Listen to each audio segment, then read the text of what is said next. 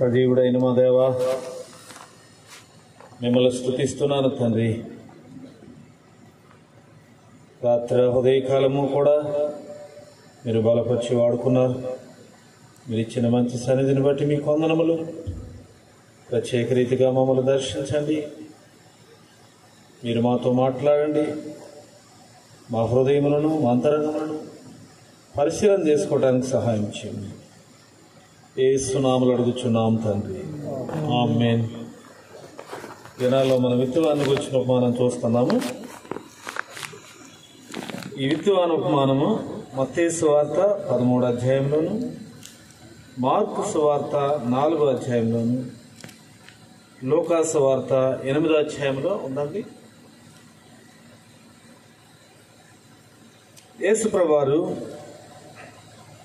తన దగ్గరకు వచ్చిన మనుషుల యొక్క హృదయాలను చూసి 4 రకములైన నేలల పోలి ఉన్నాయని చెప్పారండి. మొదటి నేల త్రోవ పక్క నేల, 2వ నేల రాతి నేల, 3వ నేల ముండ్ల పొద నేల, 4వ నేల మంచి నేల. వ్యవసాయం చేసే వ్యక్తి పొలమును మెత్తగా దున్ని రాళ్ళన్నిటిని వేరువేసి మెత్తగా చేసి అప్పుడు విత్తనాలు చల్లుతాడు, నీళ్లు పెడతాడు. చక్కగా మొలకెత్తి ఎదిగి ఫలాలు వస్తాయని. అలాగే మన హృదయం కూడా అలాగే దున్నుకోవాలని దేవుని వాక్యంలో ఉంది. ఎందుకంటే హృదయం అన్నిటికంటే మోసకరమైనది, ఘోరమైన వ్యాధి కలిగినది. ఎవరి హృదయం వారినే మోసం చేస్తుందండి. ఇంకా దానికంటే మోసకరమైనది ఈ లోకంలో ఏమీ లేదు. కాబట్టి త్రోవ పక్క నేలను చూసాం మనం. ఈ త్రోవ పక్క నేలలో కూడా దేవుని వాక్యమునకు, శిలువకు, పరిశుద్ధాత్మకు చోటు లేదు. ఈ నేల కఠినంగా ఉంటుంది. ఎందుకు కఠినం అవుతుందో కొన్ని విషయాలు మనం చూసాం. రాత్ర పాపం వలన కలుగు భ్రమ, అలాగే అవిశ్వాసము, అన్ని జనుల ఆచారములు, స్వనీతి, విమర్శ, వీటి వల్ల కఠినం వద్దని, ఫలాలు ఏమి ఉండవని మనం చూసాం. అలాగే రాతి నేల కూడా ఉదయకాలము చూసాం. చూడండి, ఈ రాతి నేలలో కూడా దేవుని వాక్యమునకు చోటు లేదు. అలాగే సిలువకు కూడా చోట్లేదు, సిలువ వేయబడిన జీవితానికి చోట్లేదు. అలాగే పరిశుద్ధాత్మకు కూడా చోట్లేదు.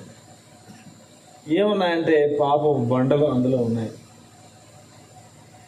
కిడ్నీలో స్టోన్స్ ఉంటే, గాల్ బ్లాడర్లో స్టోన్స్ ఉంటే అసలు తట్టుకోలేము, వెంటనే తొలగించాలని డాక్టర్ గారు అంటారు. అలాగే మన హృదయంలో ఉన్నాయంట రాళ్ళు. బైబిల్లో ఏముందంటే హృదయం అనేకమైన రాళ్లతో నింపబడి ఉంది. మార్కు 7:21 నుండి 22 వరకు అండి. చూడండి, ఇక్కడ మనం చూస్తే మత్తయి సువార్త 13వ అధ్యాయం 5వ వచనంలో ఏముందంటే, కొన్ని చాలా మన్ను లేని రాతి నేలను పడను, అక్కడ మన్ను లోతుగా ఉండనందున వెంటనే మొలచెను, కానీ సూర్యుడు ఉదయించినప్పుడు అవి మాడి వేరు లేనందున ఎండిపోయాను. కొన్ని ముండ్ల పొదల్లో ఏదో మన్ను కొంచెం ఉందంటండి.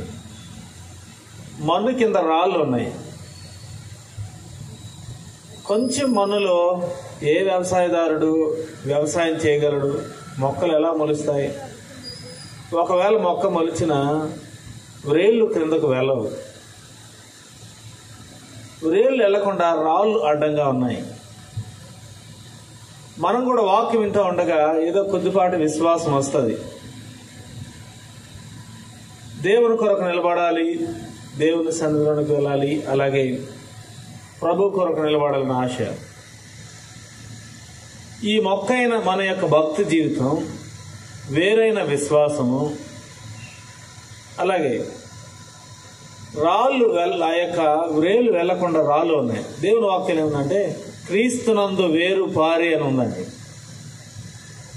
కొన్ని చెట్లు వేర్లు లోపలికి వెళ్తాయి. ఇప్పుడు కొబ్బరి చెట్టు ఉంది, ఎంత తుఫానైనా పడదు. ఇంకా తాటి చెట్టు ఇంకా అంతగా వ్రేళ్లతో సహా పడదు. కొన్ని వ్రేళ్ళు ఉన్నాయి, కొన్ని చెట్లు ఉన్నాయి వ్రేళ్లతో సహా బయటకు వచ్చేస్తాయి. అంటే ఆ వ్రేళ్ళు లోపలికి వెళ్ళలేదు. వేర్లు ఏం చేస్తాయి? క్రింద ఉన్న నీటిని, లవణములను, ఖనిజములను తీసుకుంటాయి. ఆకులు సూర్యరశ్మితో ఆహారాన్ని తయారు చేసుకుంటాయి. అలాగ మొక్క వేపుగా ఎదుగుతుందండి.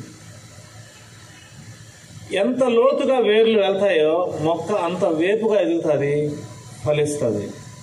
అలాగే విశ్వాస యొక్క జీవితం కూడా, మన వేర్లు, విశ్వాసమైన వేర్లు ఎంత లోపలికి వెళ్తాయో మనం కూడా అంతగా మనం ఫలిస్తాం. ప్రభు కొరకు, దేవుని కొరకు అంత స్థిరంగా నిలబడతాం. ప్రియులారు, చాలా మంది భక్తులు వారి జీవితాల్లో నిలబడ్డారు. దానియేలు గారు లోతుగా హృదయాన్ని పరిశీలన చేసుకున్నారు, లోతుగా క్రమపడ్డారు. అందుకే ఆయన అంత స్థిరముగా బలముగా నిలబడ్డారు. సుందర్ సింగ్ గారు వాళ్ళు అంత స్థిరముగా నిలబడ్డారు. దేవుని వాక్యం ఇక్కడ ఏముందంటే, సూర్యుడు ఉదయించగానే వేరు లోపలికి వెళ్ళకపోవడం వల్ల మొక్క ఎండిపోద్ది. అలాగే మనం కూడా శ్రమ అయినా హింస అయినా కలుగ్గానే అభ్యంతరపడి వెనక్కి వెళ్ళిపోతాం. శ్రమలు హింసలు మనకి వస్తాయి దేవుని వాక్యం కొరకు మనం నిలబడినప్పుడు, మన నిజమైన ఖచ్చితమైన భక్తి అయినప్పుడు. అవి మనల్ని ఆత్మలో ఎదగటానికి సహాయం చేస్తాయి. అయితే లోతు లేనప్పుడు, వేర్లు లోపలికి వెళ్ళినప్పుడు, పాపపు రాళ్ళు అలాగే ఉంచుకొని తీసివేయబడినప్పుడు ఏమవుతుందంటే అభ్యంతరపడి మనం వెళ్ళిపోతాం. అదే మన హృదయాంతరంగంలో ఉన్న ఈ పాపపు రాళ్ళన్నిటినీ తొలగించి వేసుకుంటే మన యొక్క విశ్వాసం అనే ఆ వేరు లోపలికి వెళ్తుంది. దేవుని కొరకు ఎలాంటి పరిస్థితులు వచ్చినా మనం ఖచ్చితంగా నిలబడతాం, ఆత్మలో ఎదుగుతాం, మన సాక్ష్యం బలమైన సాక్ష్యము అవుతుంది. అయితే చూడండి, దేవుని వాక్యం మనం చూస్తే మన ఉదయకాలం కొన్ని రాళ్ళను చూశారు. మార్కు సువార్త 7:21 లోపలండి అనగా మనుష్యుల హృదయములను దురాలోచనలు, జారత్వము, దొంగతనములు, వ్యభిచారములు, అలాగే నరహత్యలు, లోభము, కృత్రిమము, కామవికారము, మత్సరము, దేవదూషణ, అహంభావము, అవివేకము వచ్చును. ఈ చెడ్డవన్నీ లోపల నుండే బయలువెళ్ళి మనుష్యుని అపవిత్రపరచును. ఇవన్నీ మనకి ఎలా రాళ్ళలాగా వచ్చాయి? ఇప్పుడు ఉదాహరణకి కిడ్నీలో స్టోన్స్ ఎలా చేరుతాయి? మరి ఏమైనా ఆ నీటిని బట్టి అంటారు కొంతమంది, త్రాగే నీళ్ళు సరిగ్గా లేనప్పుడు. ఇంకా ప్రియులారా, పాపపు రాళ్ళు మళ్ళీ ఎలాగా వచ్చాయంటే మనం అనేకమైన చూచుడు ద్వారా, అనేకం వినకూడని వినుట ద్వారా, స్పర్శించుట ద్వారా, వెళ్ళకూడని స్థలాలకు వెళ్ళినప్పుడు మనలోకి అవి వచ్చేస్తాయి, రాళ్ళు అయిపోతాయి. కాబట్టి లోపల ఈ రాళ్ళన్నీ ఉన్నాయి. ఇవే కాక బైబిల్ గ్రంథంలో అనేకమైన పాపపు రాళ్ళు ఉన్నాయి. ఇక్కడ కొన్ని ఉన్నాయి, కానీ ఇంకా చాలా చోట్ల అనేకమైన పాపపు రాళ్ళు రాయబడ్డాయి.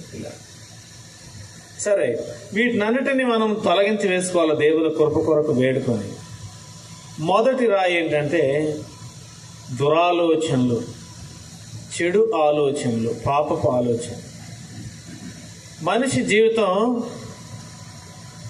మనిషి ఆలోచన జీవి, ఆలోచించకుండా ఉండలేడు. ప్రతి నిమిషం కూడా ఆలోచిస్తూ ఉంటాడు, నిద్రపోయినప్పుడు తప్ప. అయితే ఆలోచన ఎలాంటిదంటే ప్రతి క్రియకు, కార్యమునకు ఒక ఆరంభము, మూలము. అయితే అవి మంచి ఆలోచనలా చెడ్డ ఆలోచనలా మనం చూసుకోవాలి. మారు మనసు పొందని హృదయంలో, క్రీస్తు లేని హృదయంలో, క్రీస్తుని రక్షకుడిగా అంగీకరించిన హృదయంలో మంచి ఆలోచనలు ఎలా వస్తాయి? ఎక్కడి నుంచి వస్తాయి? అసలు మన ఆలోచనలన్నీ కూడా మనం వచ్చాయన్నీ కూడా మనం రాసుకున్నాయి, మనం చదివితే మనకే అసహ్యం వేస్తుంది. మన ఆలోచన మనల్ని ఎక్కడికో తీసుకుని వెళ్ళిపోతాయి. ఏముందంటే దురాలోచన, చెడాలోచన. ఈరోజు ఆలోచించినది కొద్దిసేపటికి ఏం చేస్తాను, క్రియలో పెడతాం. ఈరోజు ఎలా ఆలోచిస్తామో రేపు అలాగే ఉంటాం. కాబట్టి పిల్లరా, దురాలోచన. సామెతలు 15:26 దురాలోచనలు యెహోవాకు హేయములు. ఒక ఇల్లు కట్టే వ్యక్తి మొట్టమొదట బ్లూ ప్రింట్ ఇంజనీర్ తయారు చేసి ఇస్తాడు. తాపి మేస్త్రి ఆ బ్లూ ప్రింట్ తీసుకొని ఆ ఇల్లు నిర్మిస్తాడనమాట. అది ఆలోచన ఆరంభం, తర్వాత క్రియల్లో. కాబట్టి ఎలాంటి ఆలోచనలు ఉన్నాయి? దురాలోచనలు లేదా పాపపు ఆలోచనలు, వ్యభిచారపు ఆలోచనలు, అలాగే నరహత్యతో కూడిన ఆలోచనలు, ఇంకా అసూయతో కూడిన ఆలోచన, ద్వేషంతో కూడిన ఆలోచనలు, కపటంతో కూడిన ఆలోచన, మోసకరమైన ఆలోచన. ఆలోచనలే కదా అనుకుంటాం చాలామంది. ఇవి అలా వదిలేస్తూ ఉంటారు. ఒక భక్తుడు ఏమన్నారంటే, ఆకాశ పక్షులు మన తల మీద ఎగురుతూ ఉంటాయి, కానీ తల మీద ఉండటానికి స్థానం ఏమో అలాగ స్థానం ఇస్తే గూడు కట్టుకుని ఏం చేస్తాంటే మన మెదడును పొడి చేస్తాయి, చనిపోతాం మనం. దానియేలు గారు ఆయనకు వచ్చే ప్రతి ఆలోచన దేవుని దగ్గర పెట్టేవారంట.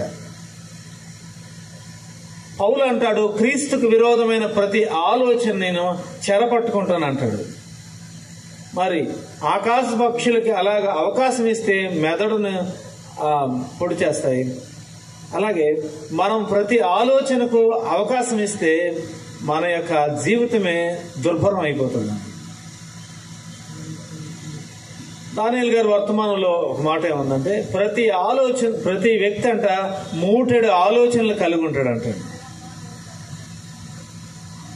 రోజుకి కొన్ని వేల ఆలోచనలు ఆలోచిస్తూ ఉంటాం. అవి ఎంతవరకు దేవునికి ఇష్టమైన ఆలోచనలు, దేవునికి ఇష్టం కాని ఆలోచనలు మనం పరిశీలన చేసుకోవాలి. ఈ ఆలోచనలు మనం క్రియల్లోకి వెళ్ళక ముందే మనము పసిగట్టాలన్నమాట. ప్రభు దగ్గరికి తీసుకొని రావాలి. అలాంటి ఎన్ని ఆలోచించాము ప్రియులారా. కాబట్టి ప్రతి పాపమునకు మూలము, ఆరంభము ఆలోచన. ఆలోచన లేకుండా ఏ పని కూడా చేయము. ఇది చిన్నవారి మొదలుకొని పెద్దవారి వరకు కూడా ఈ ఆలోచనలు, చెడు ఆలోచనలు. కాబట్టి దేవుడు మన ఆలోచనలన్నిటినీ చదువుతాడు. ఆయన మన ఆలోచనలు ఎదుటి వ్యక్తికి, భార్యకో, భర్తకో, బిడ్డలకో కనబడవు, కానీ దేవుడు మన ప్రతి ఆలోచనలు చదువుతాడు.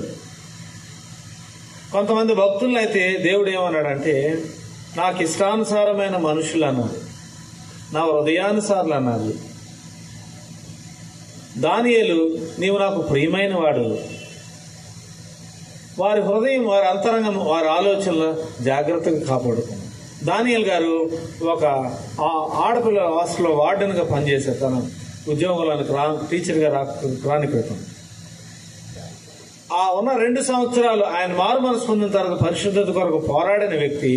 అయితే అక్కడ ఎన్నడూ కూడా ఒక్క దురాలోచన, చెడు ఆలోచన, ఒక పాపపు చూపు కూడా ఆ 2 సంవత్సరాలు లేదంటండి. తన హృదయాన్ని, తన అంతరంగాన్ని ఆయన అలాగా కాపాడుకున్నాడు. ఈ దినాల్లో ఎంతమంది ప్రియులారా మన ఆలోచనలు మనము అలా వదిలేస్తూ ఉంటాం అన్నమాట, విహరిస్తూ ఉంటాయి. అపవాది వచ్చి క్రియల్లోకి తీసుకుని వెళ్ళిపోతాడు. అలాగే నరహత్యతో కూడిన ఆలోచన కయ్యోనికి వచ్చింది. దేవుడు అప్పుడే ఆయన గద్దించాడు, కానీ దేవుని మాట వినలేదు. అపవాది వచ్చాడు, దాన్ని క్రియల్లోకి తీసుకుని వెళ్ళిపోయాడు. యోసేపుని పోతీఫరు భార్య శోధించింది, కానీ అపవాదికి యోసేపు హృదయంలో చోటు లేదు. ఒకవేళ యోసేపు హృదయంలో చోటు ఉంటే అపవాది వచ్చి క్రియల్లోకి తీసుకుని వెళ్ళేవాడు. ఈ దినాల్లో ఎన్ని రకాలైన ఆలోచనలు కయోనుని ఆ దురాలోచనలు లేక నరహత్యతో కూడిన ఆలోచనలు ఒక నరహంతుడిగా చేసి పడేశాయి. దినాల్లో యవనస్తులు ఏవేవో ఊహించుకుంటా ఉంటారు. కాబట్టి మన జీవితాలు, మన హృదయాలు ఎలా ఉన్నాయి? ముందు ఆలోచిస్తాం, తర్వాత చూస్తాం, క్రియల్లోకి వెళ్ళిపోతాం. పిల్లరా, మన జీవితాల్లో మనం ఒప్పుకోవాలి, దిద్దుకోవాలి, సరి చేసుకోవాలి, వాటన్నిటిని తీసేసుకోవాలి. అసలు ముందు ఈ పాపపు ఆలోచనలు, నీచమైన ఆలోచనలు అన్నీ కూడా మనం ప్రభు దగ్గరకు వచ్చి మనం తొలగించి వేసుకుంటే పిల్లరా, ఇక అన్ని పాపాలని ఒప్పుకొని దిద్దుకొని సరి చేసుకోవడం చాలా సులభం. అందుకే యేసు ప్రభు వారికి ముండ్ల కిరీటం, చాలా పెద్ద ముళ్ళు, పచ్చి ముండ్లు తలకి దిగిపోయి, ఎంత బాధ! మన చెడు పాపపు నీచమైన ఆలోచనల నిమిత్తమే యేసు ప్రభు యొక్క తలకు ఆ ముండ్ల కిరీటం. కాబట్టి యేసు ప్రభు యొక్క ఆ ముండ్ల కిరీటం, ఆ తలను, ఆ గాయముల రక్తములు చూసి మన ప్రతి ఆలోచనలన్నిటినీ తీసివేసుకోవాలి. ఒక యవనస్తుడు తన యొక్క తల్లిదండ్రులు లేనివాడు తన మేనమామ గారైన ఆయన్ని పెంచుకొని కొడుకుల తన కుమార్తెనిచ్చి వివాహం చేశాడు, బాగా చదివించాడు. ఇక ఉన్నతమైన విద్య కొరకు ఆయన ఒక స్థలానికి పంపిస్తే తన యొక్క ఫైనల్ ఇయర్ వచ్చేసరికి తనకు ప్రతిది కూడా ఆయనే పంపిస్తా ఉన్నాడు. నీ యొక్క భార్యను, నీ బిడ్డను నేనే చూసుకుంటాను తన మామగారు చెప్పి తన చదువుకు అవసరమైన అన్ని కూడా పంపించేవాడు. అయితే ఆ యవనస్తుడు ఏం చేశాడంటే ఒక అమ్మాయిని చూసి ఇక చెడుగా ఆలోచించడం మొదలు పెట్టాడు. ఇంకా ఆ అమ్మాయిని వివాహం చేసుకోలేడు, అదే విగ్రహం అయిపోయింది. ప్రపోజల్ కూడా ఇచ్చాడు. తర్వాత ఆ యొక్క వివాహం చేసుకోవాలనుకున్నారు. ఇంకా నేనెన్నడూ నా కుటుంబం దగ్గరికి వెళ్ళకూడదు, నా బిడ్డ దగ్గరికి వెళ్ళకూడదు, భార్య దగ్గరికి వెళ్ళకూడదు, ఇక ఆయన దూర ప్రాంతం ఎక్కడికో వెళ్ళిపోదాం అనుకున్నాడు. కానీ ఆ దినము దైవజనుల ద్వారా దేవుని సన్నిధిలోకి వెళ్ళినప్పుడు దేవుని వాక్యం మాట్లాడుతుంది. ఓ యవనస్తుడా, నీవేం ఆలోచిస్తా ఉన్నావు? నీకు ఒక భార్య ఉంది, నీకు ఒక పసిబిడ్డ ఉన్నారు, వాళ్ళు అనాథులుగా చేయాలనుకుంటున్నావా? నీ జీవితమే దుర్భరం అయిపోతుంది అని దానియేలు ఆ యొక్క దైవజనులు మాట్లాడినప్పుడు దైవజనులు తన యొక్క హృదయాన్ని పంచుకున్నాడు, అన్నిటినీ ఒప్పుకున్నాడు, సరి చేసుకున్నాడు, దిద్దుబాటు చేసుకున్నాడు. హృదయంలోనికి యేసు ప్రభువు వారు వచ్చారు. ఇంటికి వచ్చి భార్యని క్షమాపణ వేడుకున్నాడు. చక్కగా తన కుటుంబాన్ని కట్టుకొని ముందుకు వెళ్ళాడు. ఆశీర్వాదకరం అయిపోయాడు. కాబట్టి మన హృదయాల్లో దేవునికి విరోధమైనవి, అలాగే ప్రియులరా మనుషులకు విరోధమైన ప్రతి ఆలోచనలు ఒప్పుకొని మనము తీసివేసుకోవాలి. సామెతలు 12:2 దురాలోచనలు గలవాడు నేరస్తుడు అని ఆయన తీర్పు తీరుస్తున్నాడు అంటుంది. ఎవరైనా నేరస్తులు? ఏదైనా హత్య చేస్తే, దొంగతనం చేస్తే, ప్రభుత్వానికి మనుషులకు వ్యతిరేకంగా ఏదైనా చేస్తే పట్టుకొని పోలీసు వారు లోపల వేస్తారన్నమాట, ఖైదీ చేస్తారు. అయితే దేవుని వాక్యం ఏముందంటే దురాలోచనలు గలవాడంట. ఆలోచించే వ్యక్తి దేవుని దృష్టిలో ఒక క్రిమినల్, నేరస్తుడు. మన హృదయాలు ఎలా ఉన్నాయి, మన అంతరంగాలు ఎలా ఉన్నాయి, మనం పరిశీలన చేసుకోవాలా. ప్రతి దేవునికి విరోధమైన ప్రతిదాన్ని చూస్తున్నాడు కదా, అన్నిటినీ ఒప్పుకొని విడిచిపెట్టేసి వాటన్నిటినీ పూర్తిగా తొలగించి వేయాలన్నమాట. జారత్వములు, అలాగే వ్యభిచారములు, తర్వాత కామ వికారము, ఈ 3 చూద్దాం ప్రియులారా. జారత్వం, వివాహానికి ముందు ఆలోచనలు పాడు చేసుకుని అలాగే శరీరాన్ని అపవిత్రపరచుకోవడము, దేవునికి విరోధంగా చెడ్డ కార్యములు చేయటం జారత్వం. కొంతమందికి వారి యొక్క శరీరం ఎలా ఉంటుందండి? యవనస్తులకి ఒక ఆట వస్తువులా ఉంటుందండి. ఇలా చూడండి, దేవుడిచ్చిన బలము, శక్తి, అలాగే ఈ శరీరము, ఇదంతా కూడా ఆయన కొరకే మనం ఖర్చు పెట్టాలి. ఇది దేవుని ఆలయం, ఇది దేవుడు నివసించాలనుకుంటున్నాడు, దేవుడు ఉండే స్థలము. దీన్ని పరిశుద్ధంగా కాపాడుకోవాలి. పరిశుద్ధంగా కాపాడుకోవాల్సిన బాధ్యత మన మీద ఉంది. అయితే వెచ్చలవిడితనము, సినిమాలు చూసి, సీరియల్ చూసి, ఇంకా బ్యాడ్ ఫ్రెండ్స్తో ఇంకా వెళ్ళకూడని స్థలాలకు వెళ్ళి అశ్లీలమైన దృశ్యాలు చూసి పిల్లరా కొంతమంది నాకు తెలుసు, వాళ్ళు కనీసం చదువు కూడా రాదండి వాళ్ళకి. దేనికి వెళ్తారంటే ఇంగ్లీష్ పిక్చర్స్ అంటారు. ఇంగ్లీష్ పిక్చర్స్కి వెళ్ళిపోరు ఆ దినాల్లో. చూడండి, వాళ్ళకి చదువే రాదు, ఇంగ్లీష్ ఏం అర్థం అవుతుంది. ఎందుకని? అశ్లీలమైన దృశ్యాలు ఉంటాయని, సెక్స్ పిక్చర్స్. పిల్లలు చూడండి ఎంత భయంకరం. కాబట్టి కళ్ళు పాడైపోతాయి, ఆలోచనలు పాడైపోతాయి, శరీరం పాడైపోతాయి, జీవితమే పాడైపోతాయి. పాపంలో ప్రవేశిస్తారు, జీవితం దుర్భరం అయిపోతుందండి. జారత్వము. కానీ జారత్వము జరిగించేవాడు కేవలము బుద్ధి శూన్యుడని ఉంది. 1 కొరింథీ 6:13 దేహము జారత్వ నిమిత్తమే కాదు గాని ప్రభువు నిమిత్తము. చూడండి, ఇంకా చూస్తే ప్రియులారా, ఇవి ఆత్మహత్యలకు దారి తీస్తాయండి.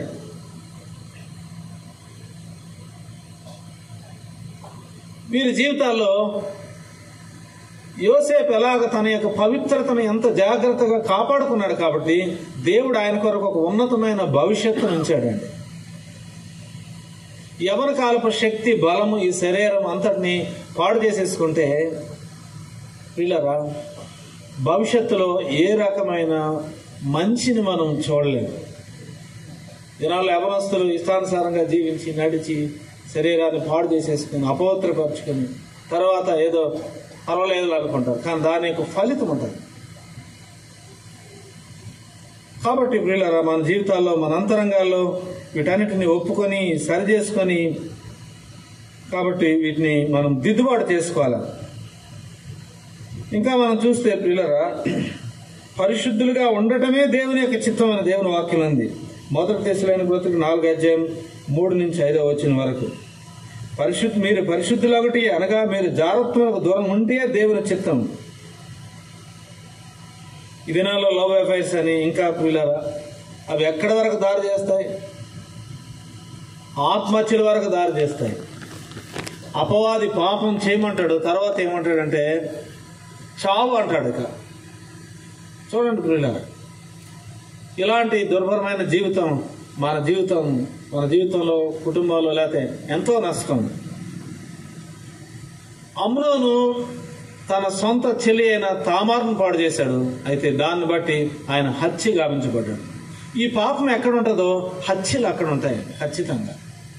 కాబట్టి ప్రియులారా, మన జీవితాల్లో, మన అంతరంగాల్లో కొంతమంది యవనస్తులు అక్కడక్కడ గడుపుతూ ఉంటారు. రాత్రుల్లో వేరే గృహాల్లో, ఇంకా కజిన్స్ అని, లేకపోతే ఇంకా వారి యొక్క ఇళ్లలో, లేకపోతే వారితో స్నేహము, వీటన్నిటిని ఒప్పుకొని దిద్దుకొని సరి చేసుకోవాలి. తర్వాత ప్రియులారా, వ్యభిచారం. ఆజ్ఞల్లో ఒక ఆజ్ఞ, నిర్గమకాండం 20:14 వ్యభిచరింపకూడదు. వివాహమైన తర్వాత భార్యకో భర్తకో విరోధంగా ప్రియులారా చేసే అపవిత్రమైన శరీరంతో చేసే కార్యమే వ్యభిచారం.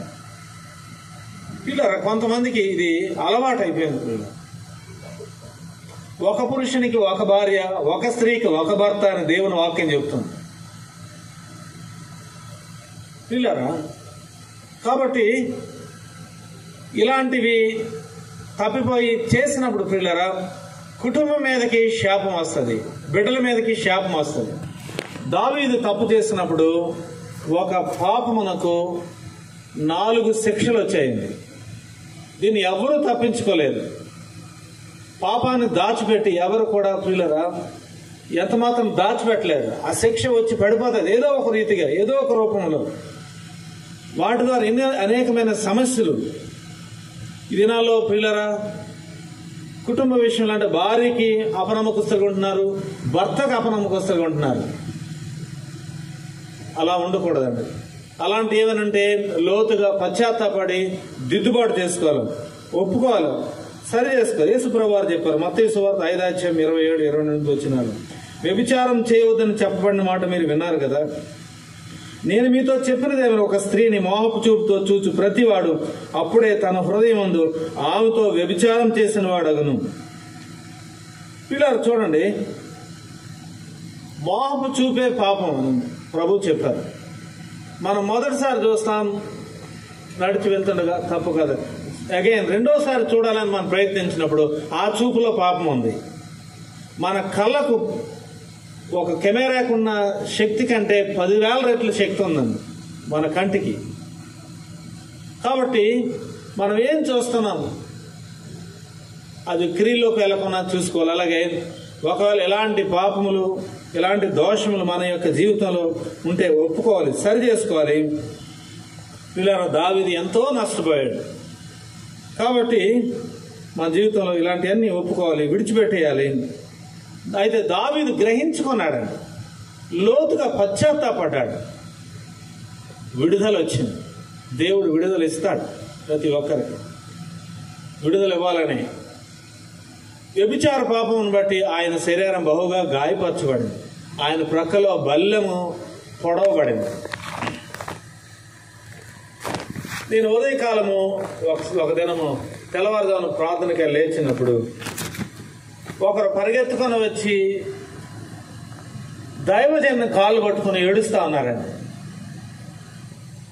ఏంటంటే, అయ్యా యేసు ప్రభు వారు మా ఇంటికి వచ్చారు కల్లో. ఆయన్ని నేనేం చేశాను, ఆయన చొక్కా పైకి తీసి కొడవలు కాల్చి మొత్తం వీపంతా కాల్చేశాను. నేను అసలు ఆయన్ని పట్టుకొని బయటికి నేను నెట్టేశాను, తోసేశాను. తుల్లుబడి లెగిశాను, భయం వేసిన, పరిగెత్తుకొని మీ దగ్గరకు వచ్చింది. అయితే నేను తప్పిపోయానయ్యా. నేను నా జీవితంలో నాకు భర్త నాడు వివాహం అయింది, కానీ వేరొక పురుషుని తప్పైన పని చేసినప్పుడు ఆ రాత్రి ప్రభు ఆ విధంగా అలా దర్శించాడండి.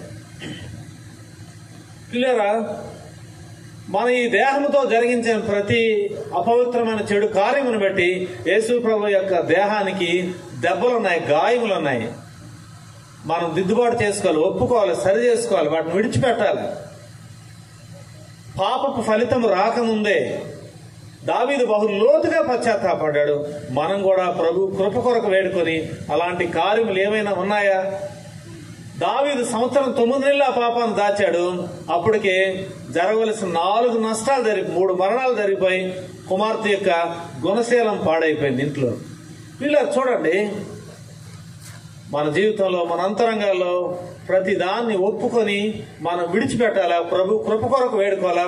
ప్రభు దగ్గర క్షమాపణ ఉంది, దిద్దుబాటు చేసుకుంటే ఆయన క్షమించడానికి సిద్ధ మనస్సు కలిగిన దేవుడు. యేసు ప్రభు దగ్గరకు వచ్చిన పాపములు ఆ యొక్క పాపాత్మురాలైన స్త్రీ లాలుతో కొట్టబడే ఆ యొక్క స్త్రీ కూడా ప్రియులరా, ప్రభు ఆమెను క్షమించాడు, ఆమె అమ్మాని సంబోధించాడు, ఆమెను సమాధానంతో పంపించాడు. ప్రేమ కలిగిన దేవుడు మన శిక్షను ఆయన మీద వేసుకుని మనల్ని స్వతంత్రంగా చేయాలని ఆయన యొక్క గొప్ప ఉద్దేశం. తర్వాత ప్రియులకు కామవికారము, తర్వాత నరహత్య. చూడండి, దేవుని వాక్యం మనం చూస్తే నరహత్య చేయకూడదు, ఆజ్ఞలో ఒక ఆజ్ఞ. నిర్గమ 20:13. ప్రియులారా, మనం ఎవరినో చంపనవసరం లేదు, కొట్టనవసరం లేదు. లేకపోతే కోపమే పాపం అని వాక్యం చెప్తుంది. ప్రభువు చెప్పారు మత్తయి సువార్త 5:23 మొదటి యోహాను పత్రిక 3:15 తన సహోదరునికి విరోధంగా ఆలోచించేవాడు నరహంతకుడని వాక్యం చెప్తుంది. పిల్లరా, చూడండి, ఎన్ని మనం విరోధంగా ఆలోచిస్తాం. కోపము, ద్వేషము, అలాగే పిల్లరా ఇతరుల మీద అసూయ, కష్టము సంవత్సరాల తరబడి పెట్టుకుంటా ఉంటాం అన్నమాట. కాబట్టి నరహత్య, వీటిని దిద్దుబాటు చేసుకోవాలి, ఒప్పుకోవాలి. తర్వాత మాటల్లో కోపాన్ని మనం వహిస్తాం. పిల్లరా, సామెతలు 12:18 ఉంది, కత్తిపోటు లాంటి మాటల పలుకువారు కలరు. పిల్లరా, ఇతరుల యొక్క గుణశీలాన్ని పాడు చేయడానికి ఉత్తరాలు రాస్తాం, లేకపోతే ఇప్పుడైతే మెసేజ్లు. తర్వాత పిల్లరా, కొంతమంది హత్య చేస్తారు. మనకు మనం ఆత్మహత్య చేసుకోవడానికి వీల్లేదు. దేవుడు ఇచ్చిన ఆయుష్ వరకు మనం జీవించాలి. దానికి కూడా దేవుడు లెక్క అడుగుతాడండి. కాబట్టి మన యొక్క హృదయాల అంతరంగాలు ఎలాంటి, కొంతమంది గర్భపాతాలు చేస్తారనమాట, అక్రమమైన జీవితంలో జీవించి, అది కూడా నరహత్యే. అలాంటి వాడికి సలహాలు కూడా ఇస్తారు కొంతమంది. ఆ యొక్క పాపంలో పాలిపంపులు ఉంటాయని మనం ఒప్పుకోవాలి. ప్రియులరా, విడిచిపెట్టేయాలి. మన జీవితంలో మన అంతరంగాల్లో వాటన్నిటినీ పూర్తిగా తొలగించి వేసుకోవాలి. క్రీస్తు ప్రభువారు మన హృదయంలో ఉండాలంటే, దేవుడు రావాలంటే, పిల్లరా ఒక మంచి నేలగా ఉండాలంటే మనలో ఎలాంటి కోపము, ద్వేషము, పగ, అసూయ ఉండడానికి వీల్లేదు. వాటన్నిటినీ తొలగించి వేసుకోవాలి. పిల్లరా, పేతురు అడిగాడు, ప్రభువా నేను ఎన్ని మార్లు క్షమించాలి?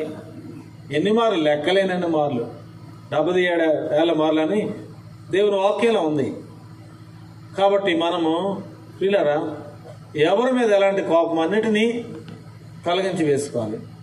ఒకవేళ ఎవరిని కొట్టినా, తిట్టినా, ద్వేషించినా, లేకపోతే ప్రియులరా మన ద్వారా ఎవరైనా గాయపరచబడినా మనం అన్నింటినీ దిద్దుబాటు చేసుకుని సరి చేసుకుని ఒప్పుకోవాలి ప్రియులరా. కయ్యోను నరహత్య చేయటం వల్ల ప్రియులరు ఏమైందంటే దేశదిమ్మర అయిపోయాడండి. నెమ్మది ఉండదు, సమాధానం ఉండదు. ఇలాంటి అన్నిటిని మనము ఒప్పుకొని దిద్దుకొని సరి చేసుకుంటే మన జీవితంలో ఆశీర్వాదము, మేలు, దీవెన చూస్తాం ప్రియులారా. ఒక సహోదరితో ఏం చెప్పారంటే, నాకు 3 ఆడపిల్లలు, నేను గర్భిణి, మరలా ఆడపిల్లని తెలిసింది, నేను అబార్షన్ చేశాను, నేను అసలు గర్భధారణ చేశాను అని చెప్పింది. అలాగా మంచిది అని అందండి ఆవిడ. ఇంకో సహోదరి ఆ రాత్రి వచ్చి ఆమె నిద్రపోతామంటే ఎక్కువ మంది చిన్నపిల్లలు ఉన్నారట, అనేక వందల మంది చిన్నపిల్లలు. ఆ చిన్నపిల్లల యొక్క ఆ మెడను ఆమె ఏం చేస్తుందంటే నిలిపివేస్తుంది అనమాట, చంపేస్తుంది. అందరిని కూడా తుల్లిబడలేసిందంట. ఆమెకు అర్థమైంది. ఒక సహోదరు వచ్చి నేను ఇలాగా అబార్షన్ చేసుకున్నానని చెప్పినప్పుడు నేను దానికి మంచి పని చేసామని సమ్మతించాను. నేను తప్పని నేను చెప్పలేదు.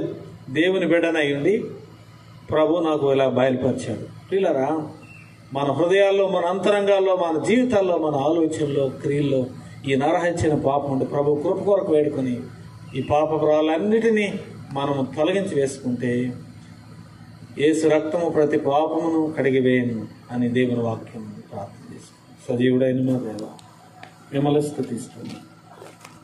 మమ్మల్ని క్షమించండి ప్రభా. మాలో దురాలోచనలు, జారత్వము, వ్యభిచారము, నరహత్య ఈ పాపములన్నీ ఒప్పుకొని దిద్దుకొని సరి చేసుకోవడానికి సహాయం చేయాలి. యేసు నామములో అడుగుచున్నాము. ఆమేన్.